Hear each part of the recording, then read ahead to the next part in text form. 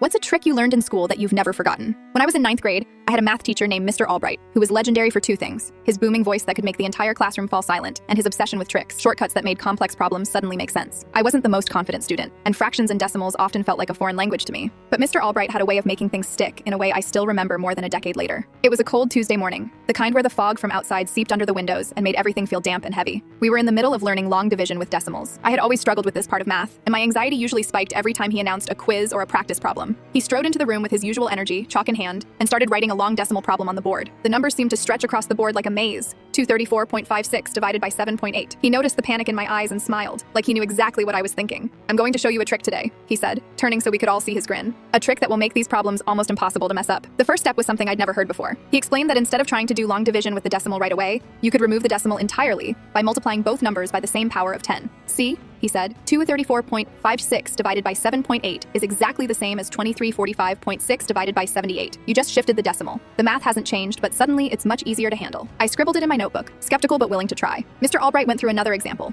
showing how the trick worked every time. He didn't just show us the mechanics. He told a little story about a kid who failed his division tests over and over until he discovered this method. The boy went from barely passing to scoring almost perfectly, and the room erupted with laughter at the absurdity of how simple it was once you knew the trick. What made the lesson stick, though, wasn't the trick itself. It was the way Mr. Albright drilled it into us without making it feel like punishment. He had us practice with problems that seemed impossible at first. Each time someone got stuck, he would lean over, tap their notebook, and whisper, "Remember the trick. Shift the decimals, make it simple." Over the next few weeks, I started using the trick without thinking. Multiplying and dividing decimals became almost effortless, and my confidence in math grew in ways I hadn't expected. Months later, when we moved on to fractions and percentages, the same mindset applied. Mr. Albright didn't just give us shortcuts for decimals, he gave us a strategy for breaking down complicated problems into smaller, more manageable pieces. That one trick, shifting decimals to simplify division, became a metaphor for the rest of math for me. It wasn't about memorizing steps, it was about seeing the problem differently, finding the simpler path, and trusting that a complicated-looking problem might actually be solvable with the right perspective. I still remember the smell of the chalk dust, the squeak of sneakers on the linoleum floor, and the way sunlight would catch the edge of the board in the late morning. I remember the way Mr. Albright's eyes twinkled when someone finally got a problem on their own, and the way the classroom felt alive with quiet excitement, even during the most tedious practice sessions. Years later, I was doing taxes for the first time on my own, staring at spreadsheets full of numbers that made my head spin. And then it clicked. I approached the numbers the same way Mr. Albright had taught me. Break it down, shift the decimals in my head if I needed to, simplify,